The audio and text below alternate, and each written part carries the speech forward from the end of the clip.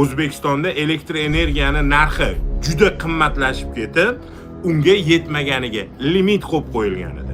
Va bu limitlarning o'rtasidan o'zi shundoq ham oilasini boqishga qiynalayotgan, aksar xalqimizni battar qiyinchilikka solib qo'yishdi bo'lyapti. Xudoga shukr, xalqimiz boyib ketdi, konditsionerlarni ko'p olgan, hamma konditsioner qo'shyapti. Birdan kunduz kuni nima deydi, yetishmovchilik seziladi. Xohlaymizmi, xohlamaymizmi, Oliy Majlis Qonunchilik palatasi deputatlari bu masalada sizlar harakat qilishinglar kerak. Hozirgi narx oshishi bu kelajakda umuman taqchillik bo'lmasligiga tayyorgarlik bosqichi hisob. Keyin yana bitta narsa-da, bizda ham bunaqa narsa. Bu hamma sohada shunaqa, bizanikilar shug'ullansa shunaqa, mana bu sohani rivojlantirish uchun bizga pul kerak, shuning uchun narxini ko'tar deydi. Elektr energiyada qo'shimcha quvvatlar qilishimiz kerak, boshqa qilishimiz kerak, o'shaning narxini oshirdik deydi. Hozir biz elektr energiyasini ko'paytirishimiz kerak, liniyalarni to'g'irlashimiz kerak, stansiyalarni to'g'irlashimiz kerak, o'shaning uchun narxi oshirmasak bo'lmaydi deydi. Fikrlarga javoban esa Qodirov meni xalqim turmush sharoitini yaxshilashga xizmat qilishim uchun saylagan, arzon resurslarni undirib berish uchun emas deya o'zini oqlashga harakat qilgan. Narx-navo oshgan sari qiyinlashib boryapti.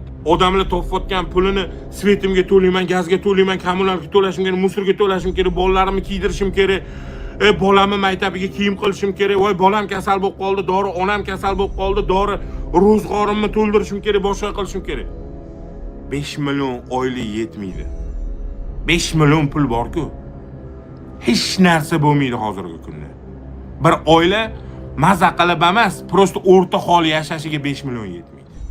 Endi tasavvur qilinglar, obodonlashtirishda ishlayotgan edi, uborkada ishlayotgan, boshqada ishlayotganlar qanaqa oilasini boqayotgan ekanda bir o'zingizga savol bering. Alisher Qodirovning iddaolariga ko'ra, daromadi 5 million so'mdan yuqori bo'lgan fuqarolar uchun elektr narxidagi 200 kilovat norma qo'llanilmasligi kerak.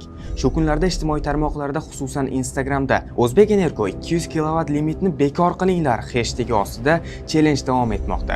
Ijtimoiy tarmoq foydalanuvchilari 200 kilovat soat elektr energiyasi bir oyga yetmaganidan shikoyat qilayotgani fonida Qodirovning bunday chiqishlari jamoatchilikni battar g'azablantirdi.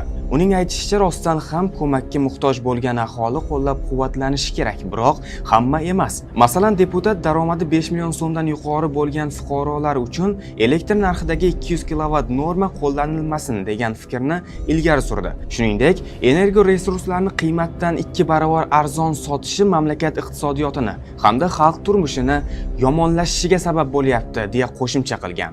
Mazkur xabar ostida esa fuqarolar quyidagicha fikrlar yozgan. O'qituvchi shifokorlarning oyligini, davlat tashkilotlarining oyligini ham bozor munosabatlariga o'tkazinglar. Prinsiplaringizda agar qat'iy bo'lsangizlar. Aholi daromadichi? Shundoq ham aholining katta qismi qiyinchilikda, yetishmovchilikda yashayapti. Na yeyishini, na kiyishini tayini bor. Boshqa narsalarni-ku gapirmadim. Buni kim e'tiborga oladi? Sizlar xalqning foydasini o'ylashingiz kerak emasmi? Deputatmisiz? Xalq saylaganmi? Aholi sotib olish qobiliyati yetmasa nima kerak energetikani rivoji? Shunga yarasha ta'minlagani ham yo'q. Palon marta o'chsa, maishiy texnikalar buzilsa, biror marta deputat bo'lib ham bu gap ayting. Deputatsiz-u, davlatning deputatisiz. Sizni xalq emas, davlat saylagan. Aholiga ko'mak yana hukumat o'zini asosini tashkil qilgan. Shular orqasidan kun ko'rayotgan aholiga ko'mak ko'rsatyapti demoqchimisiz? Aholiga bunaqa ko'makni keragi yo'q. Unga xalq manfaatini birinchi o'ringa qo'yadigan vatanparvarlar kerak. O'zi shu kunlarda energetika mavzusida amaldorlar qovun tushirishi oddiy holday bo'lib qoldi nazarimizda. Xususan elektr tarmog'ini isloh qilish loyihasi direktor o'rinbosari Bahrombek Umarbekov ham 2024-yil aprel oyida xalqimiz boyib ketdi. Hammada konditsioner bor, yozda kun isib ketsa, hamma konditsioner yoqadi va birdan elektr yetishmovchiligi seziladi deb aybni aholini bo'yniga qo'ymoqchi bo'lib qovun tushirgandi. Hozirgi narx oshishi bu kelajakda umuman taqchillik bo'lmasligiga tayyorgarlik bosqichi hisoblanadi. Bu birinchidan. Ikkinchidan, O'zbekistonda kuzatilishi mumkin bo'lgan elektr taqchilligi faqat mavsumiy bo'ladi. Bu qishda va yozda kun isib ketsa, Xudoga shukr, xalqimiz boyib ketdi, konditsionerlarni ko'p olgan, hamma konditsioner qo'shyapti. Birdan kunduz kuni yetishmovchilik seziladi. Mana sizlarga muammo infrastrukturani to'g'irlash. Odamlarni yaxshi yaxshi hayot kechirish uchun sizlar harakat qilishingiz kerak. Nimaga biz bu muammolarni sizlarga qayta aytaverishimiz, qayta ko'rsataverishimiz va qayta gapiraverishimiz kerak. Ras sizlar o'zingiz shu narsani qilmasanglar, sizlarni nima keraginglar bor? Men shu tushuncha miyamda yillar davomida aylanaveradi. Sizlar qilishingiz kerak bo'lgan ish.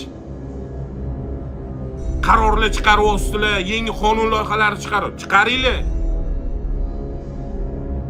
Bolalarimiz nimaga loyla kechib maktabga borish kerak? Savol. Bolalarimiz nimaga anetda chekka qishloqlarda sovuq uylarda yashash kerak? Nimaga? Nimaga odamlar ko'tida bombani, gazni mashinasiga uradi-yu, uyida gazsiz o'tiradi? Tadbirkorlik subyektiga gaz zapravkalarni berib yuborish kerak-ku, uyida gazsiz o'tirish kerakmi?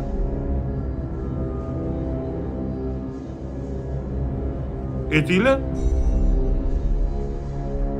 O'rtoq deputatlar, to'g'ri tushuninglar, do'st achitib, dushman kuldirib gapiradi. Men shu muammolarni ko'rib turib sizlarga gapiryapman, aytyapman. Sizlar harakatinglarni qilinglar. Shu xalq qancha yaxshi yashasa sizlarga zo'r-ku. Boshida ko'tarib yuradi-yu bular. Men oshayotgan narx-navo ham ta'sir ko'rsatmay qo'ymaydi, ishoninglar. Mana yana sizlarga masalalarni aytaman. Ya'ni infrastrukturamiz juda ham rasvo bo'lib yotibdi. Yo'llarimizda yamalar, ya'ni shahar ichida tartib yo'qligidan Toshkent shahari ichida yo'llarimiz dabdala bo'lyapti.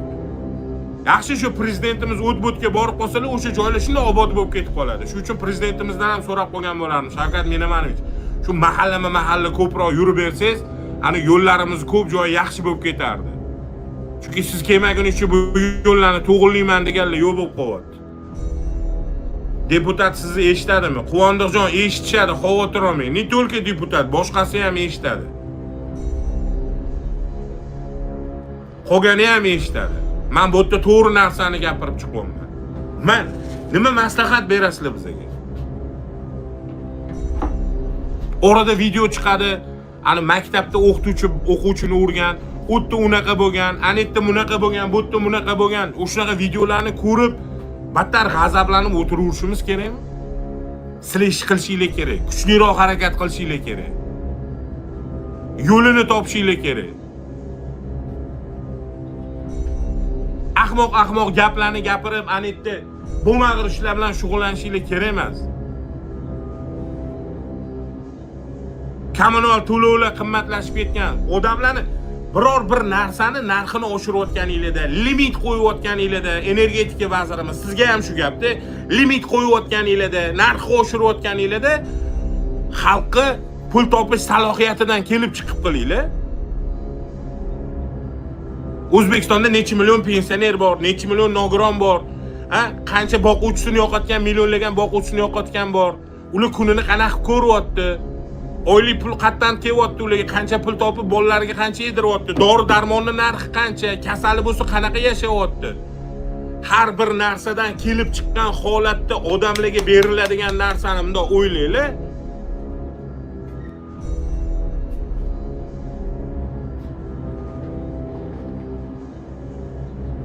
Men просто bir xil payt miyam qizib ketadi. Men topyapman, men yaxshi pul topyapman, lekin topayotgan pulimni men ham bir xil payt yetkiza olmay qolaman. Doktorga, doriga, darmonga desa borku, sochga oq tushib ketadi.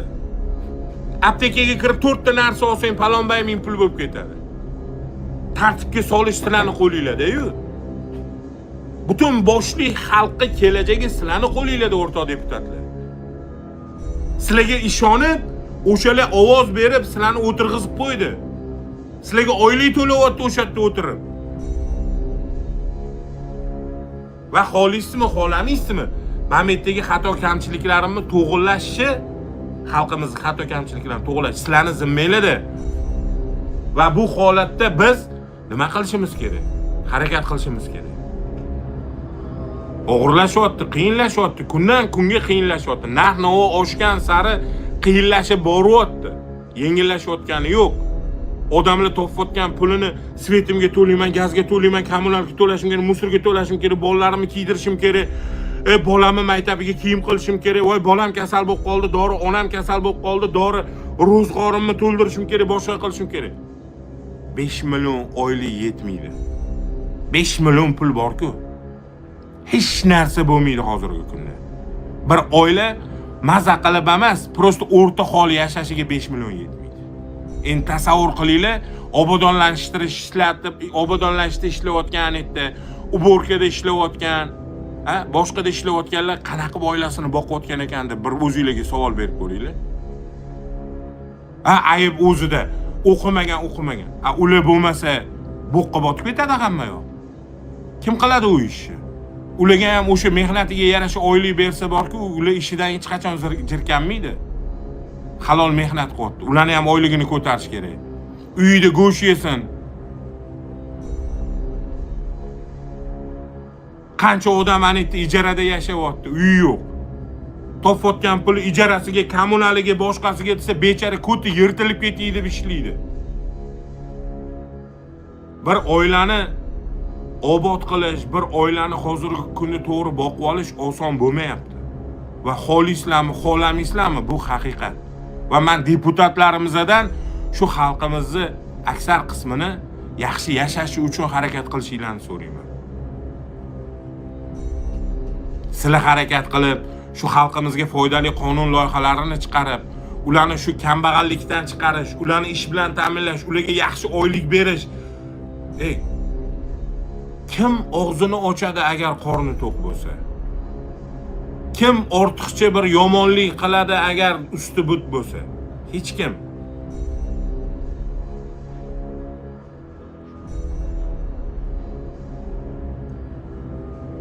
Biz odamlarni o'zini ayblab o'tirishimiz mumkin. Bu o'qimagan, o'zi harakat qilmaydi, o'shancha anetda farroshlik qilyapti, o'shancha bu yerda qilib. Lekin u ish qiladigan odam ham kerak-ku. Obodonlashtirishdagi misol bo'lmasa, shahar dabdalasi chiqib ketadi. Kim? Hokimlar chiqib ko'cha tozalab yuradimi? Yoki pomoshniklarimi? Yo'q.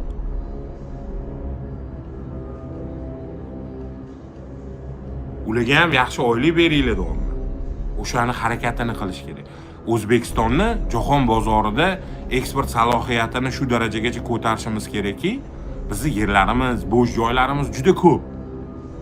Shundan unumli foydalanishimiz kerak. Odamlarning ekologiyaga zarar bermaydigan qilib zavod, fabrikalarni qurishimiz kerak. Qancha ko'p bo'lsa, qancha eksportimiz ko'p bo'lsa, O'zbekistonning ichki bozoriga pul shuncha kirimi ko'payib boraveradi. O'zbekistonda realniy cho'mchagida odamlarning puli ko'payadi. Biz ichki bozorni o'ziga o'rganib qoldik. Nima bo'lsa O'zbekistonning o'zida hamma bir-biriga sotgan, bir-biriga kiydirgan, bir-biriga o'tkazgan. Jahon bozorlarini egallashini harakatini qilishimiz kerak.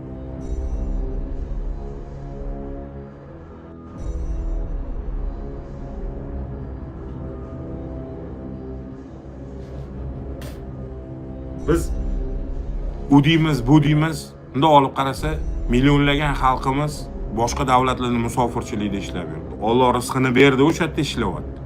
Lekin biz o'zimizni ichkarida, boya aytganimdek, o'sha zavod, fabrikalarimizni ko'paytirib, bizneslarni rivojlantirib, jahon bozorlariga O'zbekistondan eksportni oshirib, juda ko'p ishlar qilsak bo'ladi.